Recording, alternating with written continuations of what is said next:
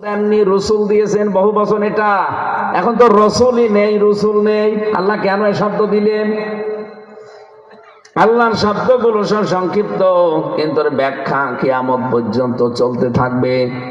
যেহেতু রসুল এখন পৃথিবীতে নাই, রসুলদেরকে বলা হবে কিয়ামত পর্যন্ত যারা সত্যি আলেম আসবে, আলেমে হক্কানি, আলেমে রব্বানি, এরাই হচ্ছে নবীর উত্তরাধিকারী।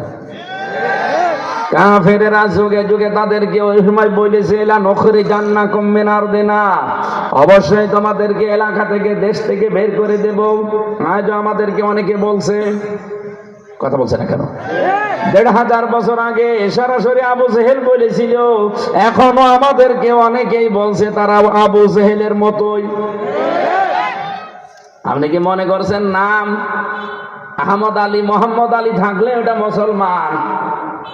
আবু জেহেলও বুঝে শুনে জেনেই বিরোধিতা করেছিল। ওর নাম ছিল আবুল হাকাম, জ্ঞানীর পিতা। জ্ঞানটা কাজে লাগেনি, এই জন্য নবীজি ওর নাম দিয়েছে আবু জাহাল, মূর্খের পিতা। আমি মাঝে মাঝে ওর জীবনী পড়ে একটু চিন্তা করি, আল্লাহ এত বড় জ্ঞানী মানুষ, নবীজি নাম কি দিয়েছে যে আবু জাহাল, মূর্খের পিতা।